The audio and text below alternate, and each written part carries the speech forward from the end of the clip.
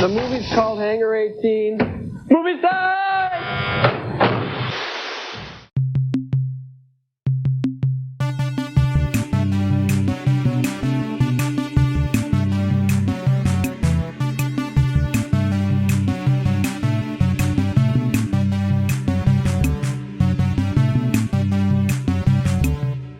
This time we watched KTMA episode 19, Hangar 18. The one where it turns out your grandma might have been an alien, and Uncle Sam doesn't want you to know about it. But first, happy Donald Pleasence Day, Chris. Hey, happy Donald Pleasance Day, Charlotte, and happy Donald Pleasance Day, one and all. Indeed, it's one of our favorite holidays here at It's Just a Show. It's true, and even though this episode may be released a little bit after the actual blessed day itself, October 5th, nevertheless, there's no wrong time to celebrate Donald Pleasence. I feel like it's like every birthday where you don't just celebrate it on the day of, but you celebrate it for the whole week, sometimes the whole month. And why not celebrate Donald Pleasence all month long in the month of October? Exactly. Well, we'll talk a little bit more about how we celebrated this year in a bit, but first, a little bit of follow-up from last time.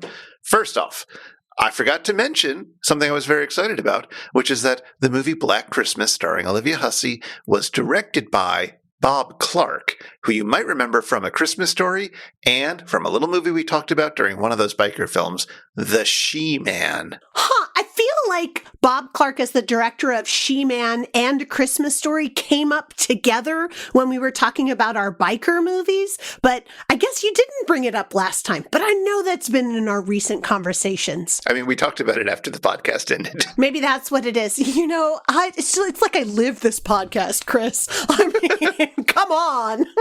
So that's one thing, and I thought that was fun. And wow, Bob Clark has made a lot of different films over his career. Another thing that is worth mentioning is that devoted listener Ned wrote in to ask, hey, that Issues with AI segment, was that supposed to be a replacement for the Shell 13? It sure was, and I failed to mention that. We didn't feel like doing a Shell 13 last episode, and we did this instead. And I hope you enjoyed it. And if not, well, it's not going to be for every episode. We all have issues with AI after all. I know, well, it seems like AI should have mentioned that to everyone. I think this is just one of AI's issues and not actually one of ours, Chris. Yeah. Come on.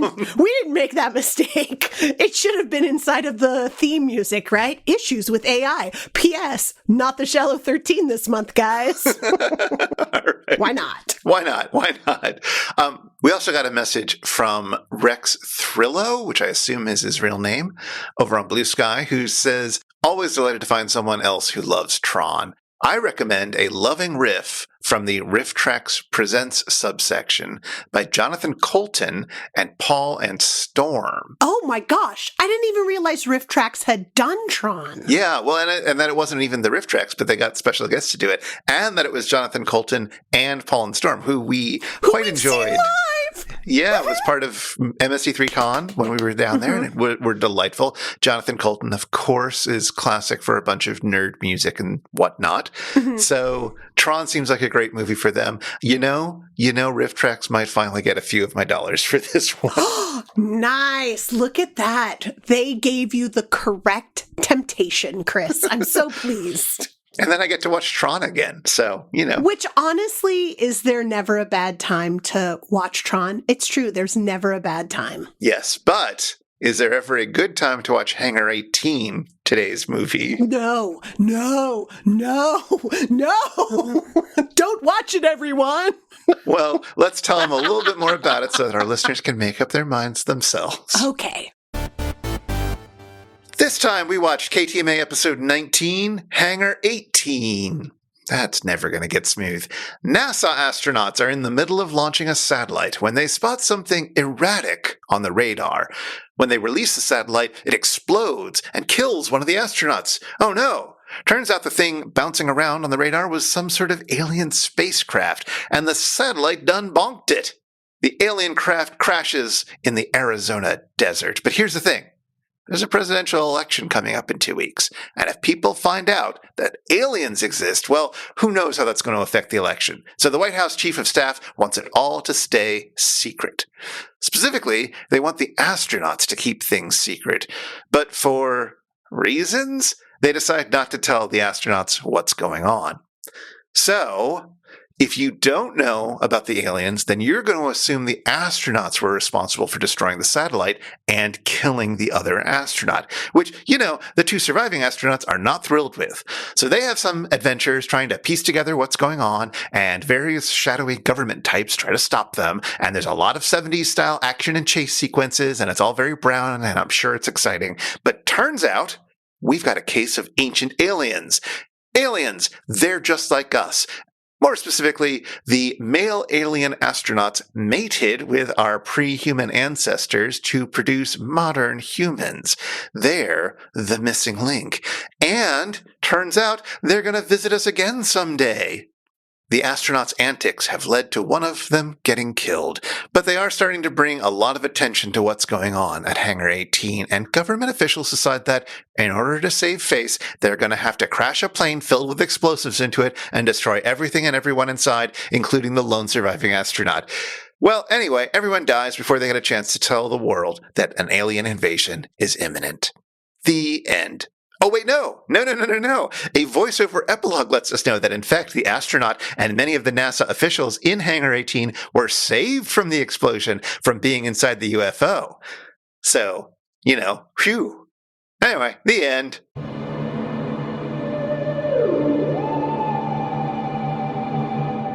Meanwhile, on the Satellite of Love, in this proto-MST3K episode, we are ushered directly into the movie theater with no preamble or interaction with the Mads. In fact, there are no Mads in this episode at all. We don't see Joel and the bots outside the theater until first movie break, where Joel is hard at work with a bunch of papers and stuff in front of him.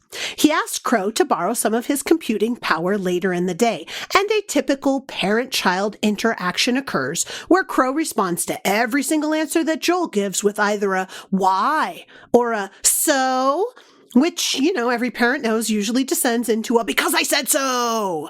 Joel does avoid this parent trope, but the line of questioning eventually brings Joel to justify why certain death for the human inhabitant of the Satellite of Love is bad, because without Joel, Crow would not have such things as a human companion for Parcheesi, nor, and I quote, mid-morning pleasure stimulations.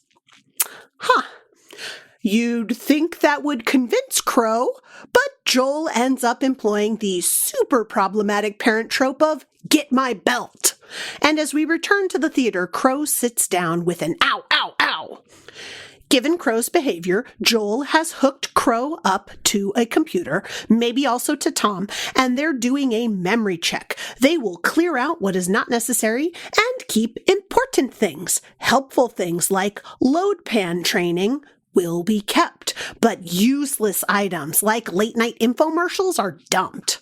Joel asks Crow why he even has those things in his memory, and it turns out Crow has been falling asleep to KTMA TV23 every night. After some more movie, we get to see Crow's first memory. Aww. Crow enters life with Joel singing about building a robot. A smack on the back, Crow turns on with a wail, and Joel names this bot Crow. Why Crow? It stands for Cybernetic Remotely Operated Woman. Back to the Future, and Crow says, hey, I'm a woman. No wonder there's so many darts in my clothes. And look at this mess. And hey, put that down, you'll poke your eye out. All of your favorite female stereotypes in one golden bot. Oh, but Crow isn't a woman bot. This memory is actually a joke that Joel put in Crow's mind so they could have this fun interaction right here. Perhaps the gender politics of the late 80s were not great, everyone. To close the episode, the MST3K fan club is almost to their 1,000th member, and there will be special prizes for the person who is the 1,000th member. And I kind of wonder who the 1,000th member was, because they got a demon dog and their name on the air. So, tune in next time we watch a KTMA era show, and maybe we'll find out who it was. What do you think, sirs? Now, Charlotte. Yes, Chris. When we did our last episode on Quest of the Delta Knights, you referred to the movie as, and I quote here, a little dull. Do you have anything you want to say to that now? I guess I would watch Quest of the Delta Knights before I would watch Hangar 18 again any day. But maybe they just made better movies in the 90s. So even though the movie was bad, they learned something in those 20 years. It was less brown. It was less brown. It was, I mean, even though it was kind of brown, it was less brown than this movie. It was definitely less brown. Oh my goodness. Oh, it was so bad, Chris. Hangar 18 was so bad. And they tried with the riffing. And this is one of those things, I know you say that in KTMA era, they riff along with the movie. They're making it up as they go. It's not pre-scripted or writer's roomed. And I wonder if this movie would have been a little bit more palatable had they had pre-prepared riffs rather than off-the-cuff stuff. Because a lot of times these super bad movies are made more palatable by having really great riffs at the right time to keep the momentum going and to keep people interested. And oh my goodness, it's just not present here for me. Maybe you found it a little bit better? No, this is a pretty boring episode in terms of the movie and the riffing. There's some okay bits, but no, I don't know. I'm not sure where they are in terms of how prepared they go into the theater. By the end of the KTMA era, I believe that they're making more notes, or it feels like at least maybe Josh has watched the movie all the way through or something. I don't know. It's a little confusing, and it doesn't ultimately matter. I mean, when a movie's bad, the movie's bad, right? Yeah. So they're not going to change the fact that Hangar 18 is not a masterpiece of the cinema. But they do make it a little bit easier to watch when the riffing is on point. And it seems like this, I don't think could have been too scripted, because there's a couple of times where they have riffs where there's a big pause before somebody responds to the riff. Oh, yeah. No, there's definitely, like, Joel spaces out at one point and doesn't hear a riff. And then one of them has to remind him of, like, hey, we asked you a question. It's, all the fun stuff you go to a KTMA episode for is there. Sure. So I don't know why you got to watch 2 hours of something to get that golden moment. Maybe we could just go to a YouTube clip or something, huh? Yeah, no, I think those are available if you want to do that. But some people just like hanging out with Joel and the bots. Unfortunately, true. Hangar 18 is just not that exciting to watch. No. It is kind of an interesting episode in a few small ways. First off, I love the fact that there's like no opening at all. It's just Joel quickly saying the movie's called Hangar 18 and hitting the thing and running into the theater. Oh, it's movie sign! Exactly. Yeah, totally. No, the bots aren't even there. It's just him. It's just super fast. That's a weird, harsh start to the episode, but that's fine. I'm glad they tried it out.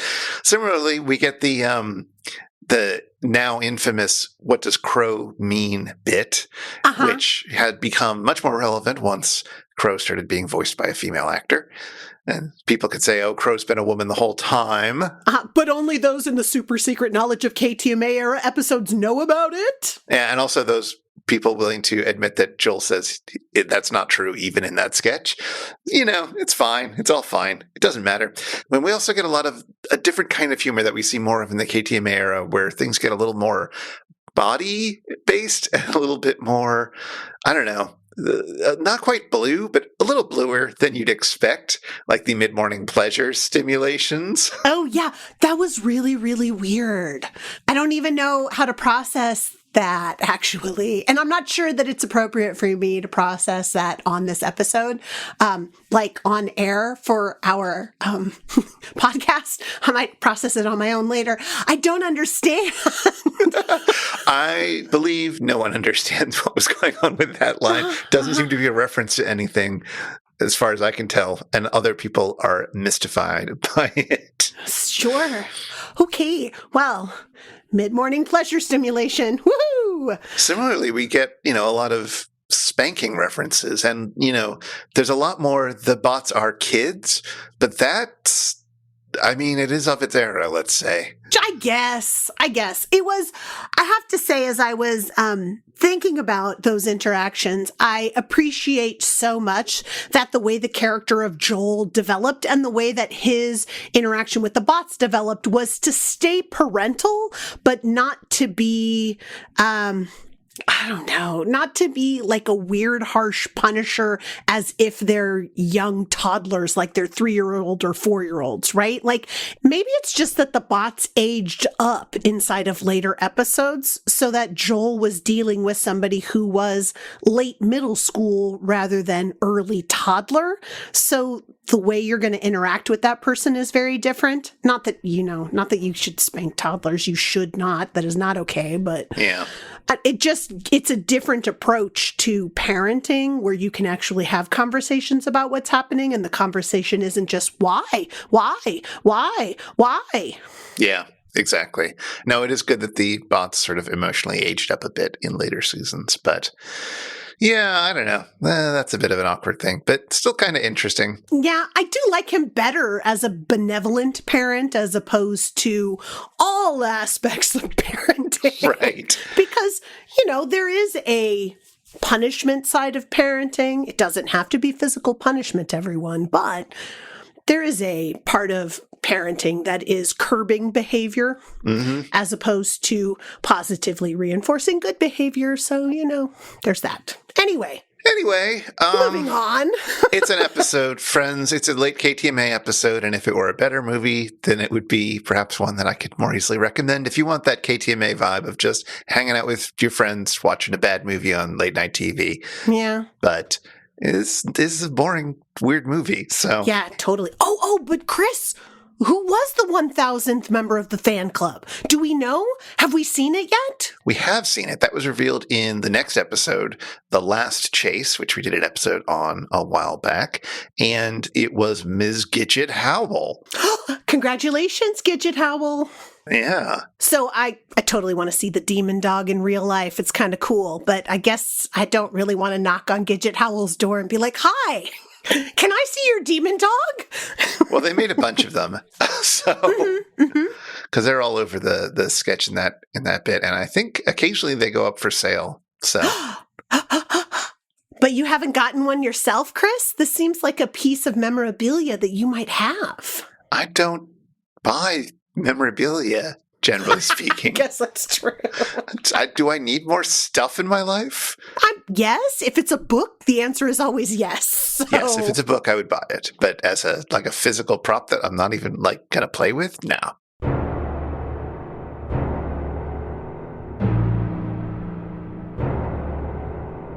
Well, last time we had a big hearty section on familiar faces, and I guess we're going to do it again because this is it's actually 1980, but it feels like a 70s movie because it's nothing but people you kind of recognize on brown film.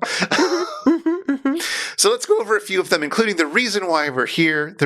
Not quite the reason why we're here, but the reason that's proximate to the reason why we're here. Robert Vaughn as Gordon Kane, the White House Chief of Staff. Excellent. Oh my gosh, Chris. 70s suits as worn by Robert Vaughn are amazing. I adore his wardrobe for this movie. The 3-piece suit with the big chunky tie. He looks really good in them. Not gonna lie. Now, do you like his look here better, or do you prefer his look in his most famous role when he played Napoleon Solo in the 1960s spy show, The Man from U.N.C.L.E.? Oh, I don't know what he looks like in The Man from U.N.C.L.E. I gotta Google that stuff. Let me look. How about some images? Oh, he's very handsome. There's no vest though. No, there is no vest, but you might notice who he's standing next to in a lot of those photos, which is Ilya Kuryakin. Ducky! David McCollum, who recently passed away, I'm sad to say, but who was also in Master Ninja 2, which we talked about in that episode, and in The Great Escape with the great Donald Pleasence. Oh, gosh, Donald Pleasence, thank you so much for bringing everything together for us. Well, and it's not just David McCallum who got to be in films with Donald Pleasence, because Robert Vaughn was in 3 movies with him as well. 3? Oh my gosh. All right. I saw one of these movies. Did you see the other 2? No, I only saw one of the other movies because, Look, there's only so much I'm going to do. One of the movies, the one that I didn't see, is a movie called River of Death from 1989. Oh. It's got a very similar poster to the movie that you saw, which is another 1989 movie called Buried Alive. Edgar Allan Poe's Buried Alive. I mean, You're right. Sorry, it's Edgar Allan Poe's Buried Alive. Come There was on. another movie that came out in that year or the following year also called Buried Alive, but that wasn't an Edgar Allan Poe joint. So please tell me all about Edgar Allan Poe's Buried Alive. All right. So, of course, the reason we're watching this is because Robert Vaughn and Donald Pleasence are both in this movie. So keep that in mind, because the movie, I'm sorry to say, is pretty terrible. What? I know, right? It's like a cross between, I don't know, like a sanitarium movie and a girls' reform school movie like Girls Town and the Total Eclipse of the Heart video. That's pretty much what's going on here. I'm sorry. You're telling me it's like Girls Town crossed with the Total Eclipse of the Heart video and it's bad? And it's bad. It's real bad. Because that sounds like the best film ever made. But I mean, if that was all it was, perhaps it would be the best film ever made. I mean, except it would not have Paul Anka singing Ave Maria because 1989. But, like, it's so bad, Chris. It's so bad. So here's the premise of the story. There's this woman school teacher, and she goes to this conference, and she hears Robert Vaughn talk. Robert Vaughn is a psychiatrist who is the son of a psychiatrist who is running this girls' reform school, and he talks about how great his work is and how he's saving these women and reforming them to become better members of society and using his own techniques, which have enhanced the techniques of his father. She is so moved by this that she quits her job and wants to work for Robert Vaughn. And so she does, and she goes to the place where this occurs, which looks like the mansion in the Total Eclipse of the Heart video. And it's a girls' reform school. So everybody is dressed like movies see prostitutes in the 80s. Right. Or like a real bad music video. Fine, whatever. They're bad girls who are there to become better girls. Whatever. But they keep trying to escape, and then when they escape, they disappear and nobody knows what happens to them. Turns out someone, you'll never guess who, is chasing them down, and before they leave the property, hitting them over the head and then burying them alive. It's true. Now, you say I'll never guess who, but the problem is that it could be Robert Vaughn. Why not? It could also be Donald Pleasence, who I know is in this movie somewhere. And it could also be the third name on the poster, John Carradine, beloved of MST3K fans. And this was John Carradine's last movie. What? He's only in like the last few minutes of the movie. It turns out that Donald Pleasence is also a teacher at the school, and that he is an original patient of Robert Vaughn and the first patient that Robert Vaughn was able to cure. So he's slightly on the wrong side of sanity, which is fabulous for Donald Pleasence. I mean, he plays that perfect, right? And she's always, our female protagonist, a little weirded out by the Donald Pleasence, even though he seems like a very nice man with lots of little hard candies that he offers her. And he's always eating something, which we talked about that as a Donald Pleasence acting technique when we talked about the greatest story ever told. Anyway, Robert Vaughn ends up being the bad guy. And I would have had to say to you before I reached the very end of the movie that there wasn't a single scene with Robert Vaughn and Donald Pleasence in it. Donald Pleasence seems like he was always acting with our female protagonist, and Robert Vaughn was always acting with the female protagonist, but they never were in scenes together until the very end, when Robert Vaughn kills Donald Pleasence. No. Yes. No, you don't do that. I know. Unless Donald Pleasence asks for it so he can give a good death scene. He gives a great death scene. Yeah, that's our Donald Pleasence. As does the lady who gets killed by, like, beaters for baking things. You know, like when you bake things and you use beaters to mix up the dough? Like an egg beater or a... Yeah, like a little mixer. Okay. There's this scene, like, fairly early in the movie where this girl's doing her hair with the beaters. What? I don't know. The 80s seem really weird. This woman's doing her hair with the beater. She's getting like a good curl with it and then using her hair dryer to like set the curl. But the beater is what she's using to like wrap her hair up. And then in the scene, you don't see who's actually killing her, but this person sneaks up and she starts screaming and she forgets to turn the beaters off. So her hair catches in it and pulls the beaters into her head, and the beaters rip big holes inside of her head while tearing her hair out and killing her. It's awful. This movie is gory. The body horror is on a 10, as is the huge amounts of fleshiness and nakedness. Well, I'm okay with the nakedness, but I'm not okay with the goriness. So I'm glad you took the bullet on that one. Well, you mentioned your disappointment that Robert Vaughn and Donald Pleasence didn't get to share a scene together, except until the very end. They were really teasing it out for you in that movie. They were. In the film that I saw, which was called Good Luck, Miss Wyckoff, from 1979, they do not actually ever appear together in the same scene, I'm afraid to say. Yeah. What? Yeah, it was a real disappointment in that way. It was also kind of all right, there are people who really like this movie a lot. I take it you're not one of them, Chris. I am very much not one of them. Okay. But I also, like, if it's doing something for you, that's cool. But I found it a bit problematic. Let me tell you what this movie's about. It's from 1979. It is about Miss Wyckoff, who is a high school Latin teacher who lives in Freedom, Kansas in 1954. She has a British accent, but nobody ever comments on this. Everybody in Kansas has a British accent. Yeah, and she's, like, depressed a lot. Okay. Boop, boop. Hey there, Editor Chris here, talking to you from the future. This movie that I'm about to describe, it's one of those movies where terrible things happen and keep happening to a woman. And so the discussion up ahead is going to involve some mention of sexual violence and other things like that.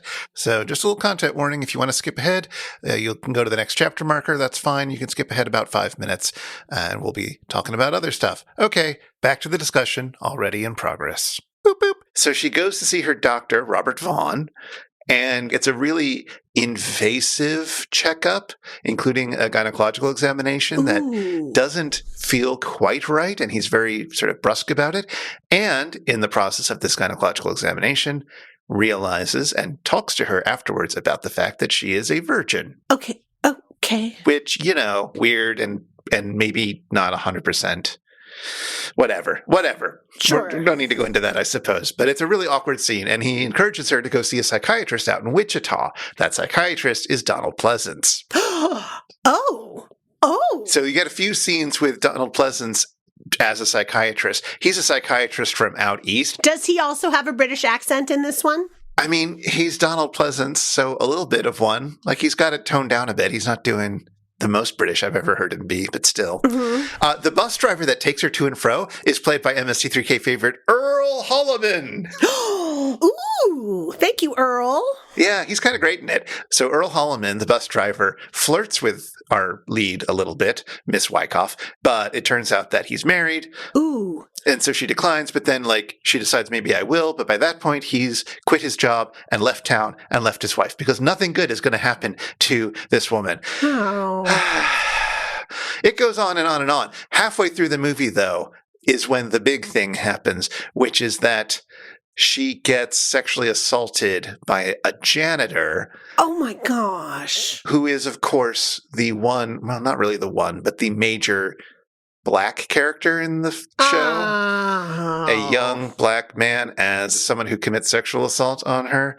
Not only is that the problem, of course he's a paper-thin character that we never find out anything about. Sure. But also, she grows to like it. Uh-oh. Yeah, it's really difficult, and they do not handle it well. It's also played up very pruriently, like you get to see lots of loving shots of his body while they're doing it, and it's all really awkward. And I will say, even the people who really like this movie, who really enjoy this interrogation of all the ways that society can be awful to a woman. Yeah. Every review I said who was like, I love this movie, still is like, it's really racist. Yeah. Like, this is a bad trope that should not be here, and it's unfortunate. I didn't care for it. I don't know. I can occasionally enjoy a movie about somebody where terrible thing after terrible thing happens to them. Uh-huh. But it's a thin line, and if it's not perfect, I don't usually care for it, and this definitely didn't work for me. Yeah. Yeah. So, Anne Haywood plays Miss Wyckoff. She does a perfectly fine job. Actually, there's a great cast. There's all sorts of people in it as some of the other teachers and whatnot. Doris Roberts, the mom from Everybody Loves Raymond, is in it. What? Really? Carolyn Jones, a.k.a. Morticia Adams, is in it. What? Wait, Morticia Adams from the TV show. Yeah, the original one in the 60s with John Astin. Yeah. Thank you. It's also got Jocelyn Brando, a.k.a. Marlon's older sister, as her landlady, which is funny because at the beginning of the movie, they're all off to see Streetcar and talk about what a hunk Marlon is. Oh, my goodness. Sure, why not? The director is the same director who did Roots. But the direction in this film is awful. Like, it's incredibly clunky. The script is also very clunky. So. And it has Donald Pleasence as a psychiatrist the year after he was the psychiatrist in Halloween. Yeah, I suppose so. Yeah. Poor Donald Pleasence. Like, he is more than just a psychiatrist, everyone. He is more than an escaped mental patient who is now a psychiatrist at a girls' reform school. This man has range. Range. Yeah, but he's really good at it, and he has a lot of fun playing the psychiatrist. He's so good. Anyway, so those were some of the movies that Robert Vaughn was in with Donald Pleasence. They're awkward, but I'm still glad I watched it. It was still nice to hang out with Donald Pleasence a bit. Man, and Robert Vaughn is so good as a creepy doctor, and he's so good as the creepy White House chief of staff in this, like pushing and pushing and pushing towards a particular outcome that makes no sense to anybody except promoting the president's career. Yeah, he absolutely can take on that kind of assumed authority. Yeah, and with a slightly creepy vibe, too. He's really good at it. Yeah. All right, let's move on to the other familiar faces. These will be much quicker. Okay. The next one that I want to shout out was the one that I was most excited by. It's Stuart Pankin as Sam Tate, who's the guy who sees a UFO crash in Arizona. They talk about him, right? Like in the riffing, they're like, oh, look, here's our town drunk who's going to see the UFO crash and no one's going to believe him. Exactly. Full trope in this movie. Surprise, surprise. Stuart Pankin wasn't a big deal when this movie was made, but he's done a few interesting things since then. He is perhaps best known for his voice work, including as Earl Sinclair, the dad from Dinosaurs, the TV show. Oh, okay. You know, I'm the baby, gotta love me. Yes. Yeah, the dad of that is Earl Sinclair. So he did that. I, however, grew up with him on a TV show that I watched a lot when I was a kid called Not Necessarily the News. Oh, yeah. Which was an HBO show. Did you ever watch this? I did watch this, yes. I don't remember it really well, but I totally remember Not Necessarily the News. Yeah, so this was an Americanization of a British show called Not the 9 O'Clock News that played on HBO, and they used, it was like a sketch comedy show, but the main thing was that they included a lot of sort of B-roll news footage, which they would put into different scenes or reinterpret or give new voiceovers to or whatnot to make their jokes. I don't know. I watched a few episodes of it to remind myself of the good times, and it didn't age especially well. The good times. But I'm sure I thought it was incredibly clever and subversive when I was 9. So... What isn't when you're 9, though? Exactly. So I don't know. I guess I should spend more time with that and investigate what that did for my comedy sensibilities, that show. But it was a thing that I felt very grown up for liking when I was, again, 9 or something. So well, anytime you were watching something on HBO, didn't you feel a little bit more grown up about it? I mean, not when it was like Short Circuit or something. That did not make me feel grown up. But let's move on. We've got Gary Collins as astronaut Steve Bancroft, a.k.a. the one who lives. Oh, okay. I was going to ask you. Yeah, there's 2 astronauts, and both of them looked familiar, but I didn't know their names. So this is the taller, skinnier one of the 2 of them. I guess. I had a hard time telling them apart, but yes. The other guy I recognize from a bunch of stuff, but let's talk about Gary Collins first. Okay, Gary Collins is best known to Misties because he has a role in Killer Fish, which was ripped in season 12. Nice. He also has a small role in Airport, which we talked about in our episode on Avalanche. Mm-hmm. He also hosted the Miss America pageant in the 80s. Oh, okay. And there's a riff that they do from the side of the thing, like he had a fight with someone. Yes, there's a riff about him punching a skinhead on his talk show Our Magazine. Okay, yes. This is a joke about when Geraldo Rivera invited some white nationalists onto his shows in 1988. Yes. To let them be racist at some black guests. And a fight broke out, and Geraldo got into the mix, and his nose got broken, and it was a big deal. Yes, it was a big deal. That I remember. I don't remember that happened at Gary Collins, too, though. No, because it totally didn't, because Our Magazine was the most, like, milquetoast, anti-controversial show ever made. So I think that's the joke that they're making here, is that, of course, Gary Collins didn't. Like, it is pure morning television. It would be like, I don't know, if Drew Barrymore on her show got into a fist fight with someone. It's just not happening. It's actually more likely to happen with Drew Barrymore, I'm sure, but... Well, I mean, Drew Barrymore is a fire starter, so there's that. There's that. Anywho, Gary Collins was never on Bonanza and never on Murder, She Wrote. Well, then we have nothing to do with him. Thank you. Next. Yeah, it's very suspicious. Robert Vaughn, I forgot to mention, was on Bonanza and was on Murder, She Wrote 3 different times. He's perfect for both. Exactly. So I know which one I want with me on a desert island. It's very true. Was Donald Pleasence ever on Bonanza or in Murder, She Wrote? He's the one person I could forgive not being on either, by the way. No, I'm afraid he wasn't on either of them, but, we can't fully hold that against him. Well, no, and again, as I say, I completely forgive him for not being on one of those 2 shows. It's completely fine. It just means that I can't watch Bonanza or Murder, She Wrote as a way to celebrate Donald Pleasence Day. That's all. Exactly. The other astronaut, Lou Price, the one who dies, is played by James Hampton. Now, he's the one I recognize, but I have no idea what I would have recognized him for. I feel like he was in, Dukes of Hazzard or something like that. He wasn't in Dukes of Hazzard, nor was he in Bonanza. He was on Murder, She Wrote. Let's just get that out of the way first. Yes, okay. Whew! He was also on F Troop, which we talked about in our episode on Colossus and the Headhunters. And which they riff about. And he was in ads for a good long time about the incredible edible egg, brought to you by the Egg Council. Oh. Huh. Yeah, so maybe you remember him from that. Perhaps. You might also remember him for having a small role in a movie with Donald Pleasence and Candice Bergen called Soldier Blue from 1970. I mean, I won't remember them from that, but someday when we celebrate Donald Pleasence Day in years to come, I might have to watch that.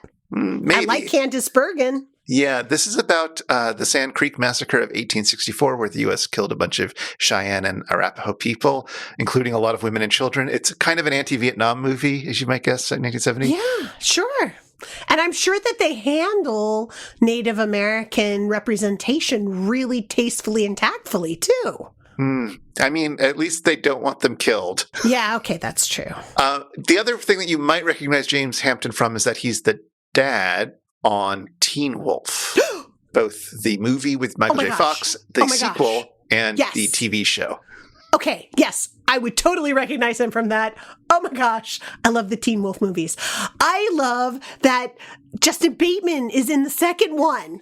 They couldn't get Michael J. Fox for the second one. He was too big. Yep. So they had to go to a Bateman. It was great. Yeah, Justin Bateman would never be too big for Teen Wolf. No, please. He's great, though. He's great. I really enjoy Justin Bateman. But, he and Michael J. Fox were not the same, right? No. Hogan family versus Family Ties. One of these will always win.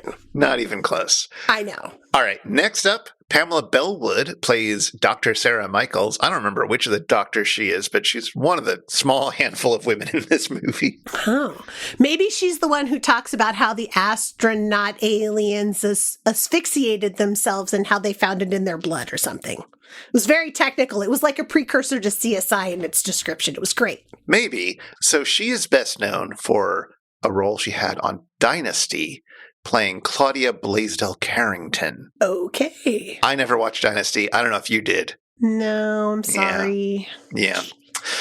She was also in Airport 77 and The Incredible Shrinking Woman, which I failed to watch for our episode on Amazing Colossal Man, and it's sitting there in my to-watch pile, just taunting me for the fact that I haven't revisited it. But does it have Donald Pleasence in it? No, sadly no. But it's got Lily Tomlin, who's, come on. Oh, yeah. Okay.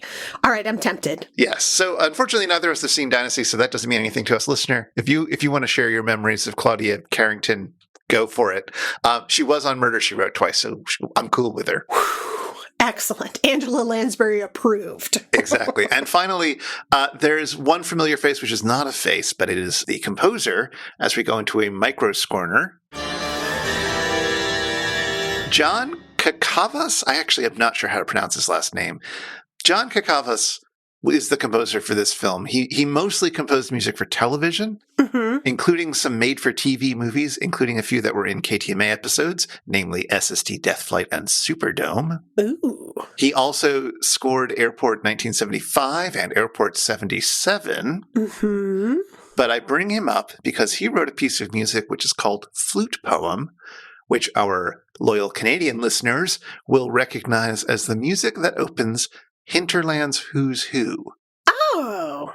Do you know about Hinterland's Who's Who? I do not know about Hinterland's Who's Who. They are a series of public service announcements, about a minute long. Actually, I think they had different lengths. They said there could be a 15-second version or whatever. But they were little ads that could show up between shows, and it played this gentle little flute melody, and then it would tell you about a Canadian wildlife, about the loon or about the beaver or whatever. And it would just very gently reflect on what that creature's all about and why it's so wonderfully Canadian. And their place in the world. Look at that. What a wonderful thing. Yeah. So it's a tune that I think most Canadians will be quite familiar with.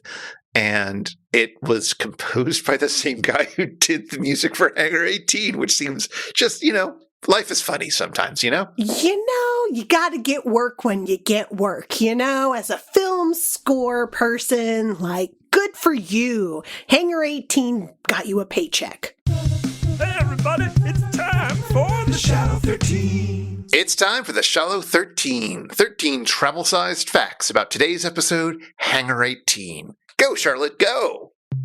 So when Joel and Tom are going through Crow's memory banks, deciding what to keep and what to delete, they find exactly 13 memories. How convenient. The first one is simply on.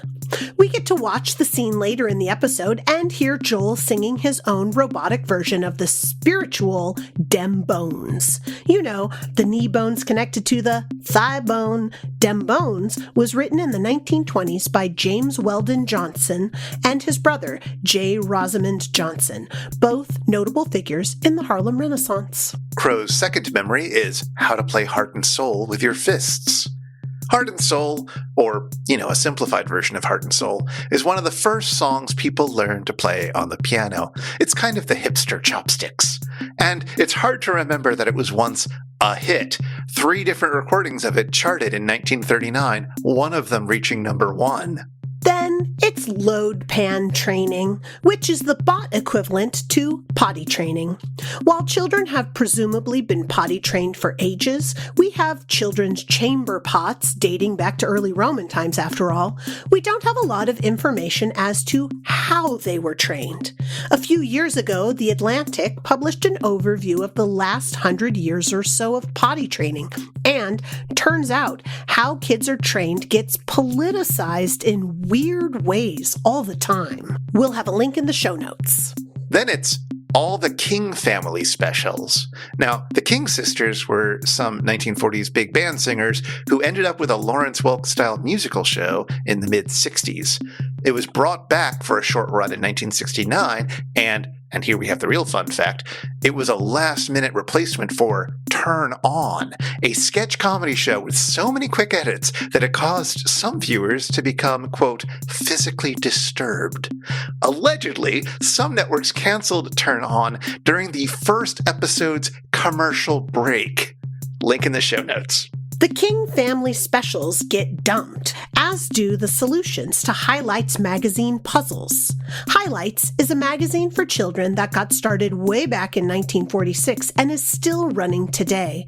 The magazine is aimed for early readers and features stories and puzzles and no advertising. And it's probably most famous for giving us the good kid, bad kid comic Goofus and Gallant, though the comic actually started a few years before Highlights began. Also getting dumped are STP commercials with Mario Andretti. Andretti is a legend in car racing whose career lasted from the 60s into the 90s. And, as a famous racer, of course Andretti did an ad for STP motor oil, and ads for the Atari 2600, and for BVDs. Not getting dumped is that infamous Farrah Fawcett poster from the 70s. Farrah Fawcett rose to prominence in the 1970s as one of Charlie's Angels. The poster was actually published just before Charlie's Angels debuted, and the timing couldn't have been more perfect. It is considered to be the most popular poster ever produced, selling 6 million copies in the first year alone. But everything else in Crow's memory banks will be trashed, including every episode of Punky Brewster. I don't know, I suppose that 80s sitcom about a plucky girl and her foster dad was kinda unwatchable in retrospect, but I sure watched the heck out of it when I was a kid. I think I even watched the animated spin-off, It's Punky Brewster, at least for a few episodes. Unlike Crow, I will never be able to forget about Lyle Waggoner's penile implant show.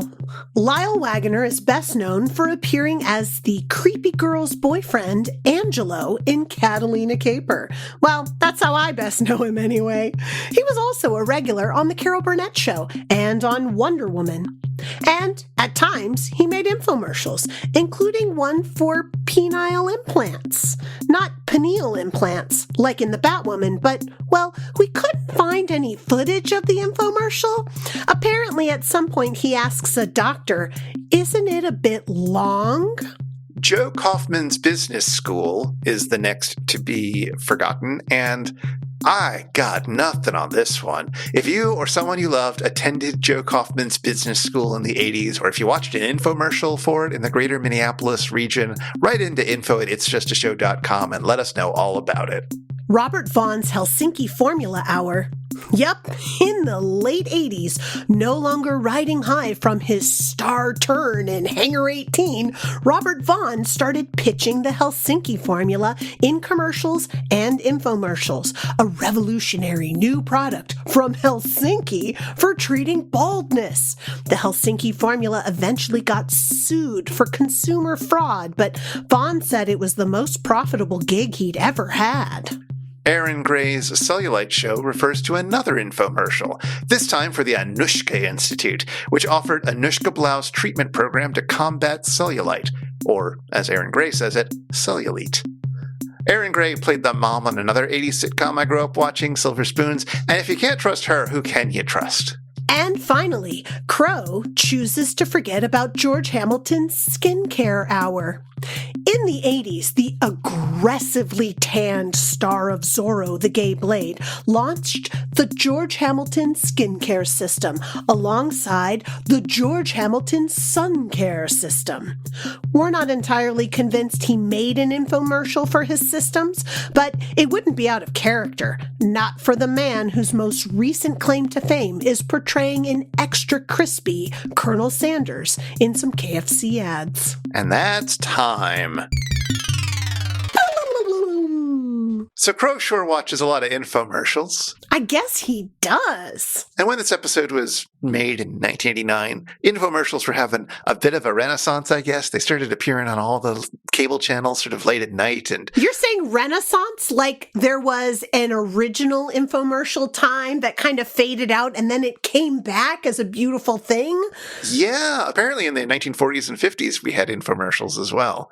I don't know that much about that, and I haven't had a chance to see them, but I did sort of fall into the infomercial hole a couple times when they were a novel programming to me as a 12-year-old or whatever in 1989. You must have been up like super late nights in 1989, because I remember infomercials coming on when like all the regular programming was done and everybody was just like, yeah, we got nothing more. Like, let's just flip this switch and show an infomercial. Yeah, I was a kid whose parents worked swing shifts and I had no sleep hygiene. Of course, I was up at 2 a.m. watching infomercials. My goodness. I did not watch very many infomercials, but I do remember the phenomenon, mostly because like it was mocked right on Saturday Night Live, which you had to stay up really late to watch, but also on so many different television shows, right? Infomercials were definitely a thing that were sketch comedy gold. Yeah, because they really are weird. I watched some of that Robert Vaughn Helsinki formula infomercial, and it took me way back to that sort of headspace that you can get in when you're watching an infomercial. So the whole point of an infomercial, right, is that it's a half-hour block of TV, and they want to make it seem like it's not a commercial, but like it's an investigative program, sort of like a 60-minute special about this exciting new baldness treatment or whatever. Sometimes it's more like a talk show. Sometimes it could be a few other things. But the important thing is that it's kind of not a commercial, so they only do the call to action very occasionally, and when they do, they're presented like it's, and so we thought, our viewers would like to know about the number if they want to find out more about this baldness treatment product. So the 1-800 number is appearing on your screen now. Robert Vaughn literally says something like, the producers have asked me to ask you not to call the show or the network, but to call the number on the screen to talk to him directly. Like, it's such a, I mean, part of the fun of it is to watch it and think, who do you think you're fooling? They must have been fooling somebody. Otherwise, people would have stopped making infomercials, right? So I don't know. I'm sure they fooled some people, I guess. But also, I think some people just, were happy to buy the hair care product who might have bought it in any format. Sure. But there is just something about this reality-defying force field that infomercials try to create that can be really compelling. You never bought anything from like a television ad where you have to call the number on your screen or send information through the mail to this address? I don't think we ever did. I might have bought something at an as seen on TV store at the mall, but I don't even remember what that would be. We totally did. My sister and I, at one point in time, we bought my mom a set of Ginsu knives because for like Mother's Day or her birthday or something, right? Because there was these commercials, but they weren't like normal commercials because they weren't like 30 seconds long in the middle of like G.I. Joe. They were like 10 minutes long, showing you all the different things that the Ginsu knives could do. Oh my gosh, they cut through tomatoes like it's nothing. And then look at it cut apart this aluminum can, and it still cuts the tomato perfectly. I mean, like, it was amazing. We were totally pulled in. My mother still has this Ginsu knife, and she still uses it. Oh. Not saying anything about how we're not sponsored by these people, but call the number on the bottom of your screen now, everyone. I always wondered about those Ginsu knives. I don't know. I'm excited that at least next time I visit your parents, we'll pull out the Ginsu knives. We'll show you just how great they are. Yeah. It was, I think we bought, what else did we buy for one of these things? We totally bought Ginsu knives. There was one other thing that we bought by calling the number on the screen. Oh, I don't think it was just from the number on the screen, though. It was like one of the record club things that they used to have inside of the 80s that would also be advertised in like Rolling Stone, where you could get 12 cassette tapes for a penny, and then you had to buy something every month for 6 months or whatever. That was advertised on TV as well as in magazines. But I think we bought from the magazines, not from the television show. Yes. But they also had an infomercial of their own. Time Life. Oh, we did buy music from a television infomercial. We bought Kooky Country. Okay. I don't know if I remember this one. I mean, it was sort of like the whole Time Life, like, remember the best hits of the 60s? Remember the best songs from the 50s? These were the songs that defined your life. And it's like, not mine, but all right, that's cool. But yeah, no, you could buy a record. Like, it was a record that they sent me in the mail, Kooky Country, and it was very silly songs, and it was great. It had Boy Named Sue. It was the first time I ever heard the song Boy Named Sue by Johnny Cash. But there were other super silly songs on it. I've Googled it up. It is from K-Tel, of course. It came out in 1975. Mm-hmm. Same thing as Freedom Rock. Was Freedom Rock K-Tel, or I guess it probably was, yeah. I think so. And in addition to Boy Named Sue, it's got such hits as Lonnie Donegan's Does Your Chewing Gum Lose Its Flavor on the Bedpost Overnight? Its flavor on the bedpost overnight. If your mother says don't chew it, do you swallow it in sight? It's got Roger Miller's My Uncle Used to Love Me, But She Died. My uncle used to love me, but she died. A chicken ain't chicken till it's eaten good and fried. Keep keep on the sunny side. My uncle used to love me, but she died. That sounds problematic. Not as problematic as some of these other ones. I certainly hope that Tom T. Hall's Monkey That Became President isn't as awful as my imagination is making it out to be right now. I don't even remember that one, so it couldn't have been all that good. Or How to Catch an African Skeeter Alive? Jesus. Oh, it was really bad. I don't remember that one. The other one that I remember is the Little Arrows. Yep. Leapy Lee's Little Arrows. Yeah, that one was really good.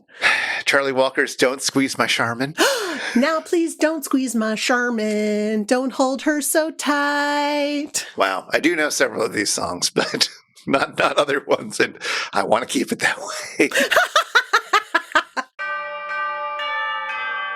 I mean, Chris, we've talked about so many familiar faces, but is there something else that you'd like to share with our listening audience about this episode? Yeah.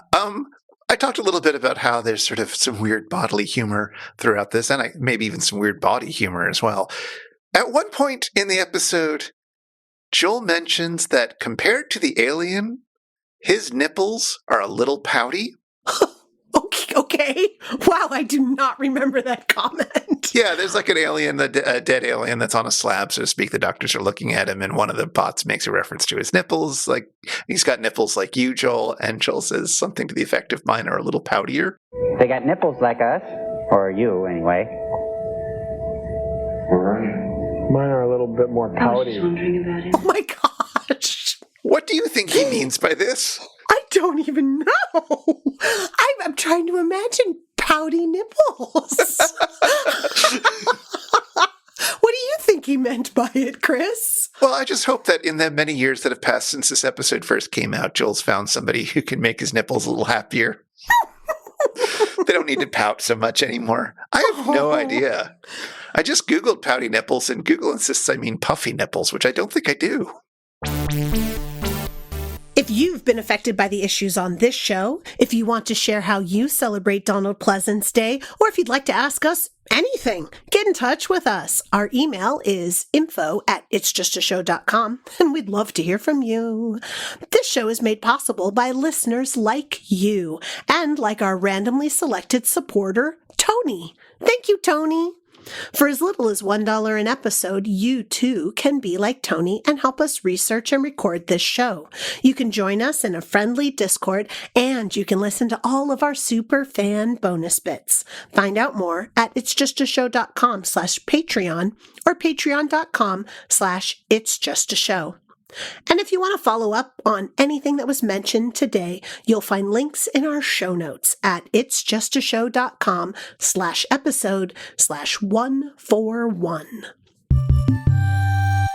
Well, Chris, I'm sure that we will continue to celebrate the great Donald Pleasence, but maybe not as we start our next episode. We are in spooky season, so what are we going to watch next? That's right. It's Halloween time, and we will be watching Season 9, Episode 7, Hobgoblins. Is this like a Munchie movie? Are you making me watch a Munchie movie? I mean, it isn't Munchie, so I could have you watch a more Munchie movie. Oh. And you will have to someday. It's true. And Munchies and Return of Munchie and Bride of Munchie. I mean, it's sort of been going off on our Discord recently how many sequels there are to the Munchie movies and how shocking that is. So yeah, we're back into Season 9, just like we were for Quest of the Deltonites. Ooh, so is this an episode that you've seen? I don't think so. I don't remember now.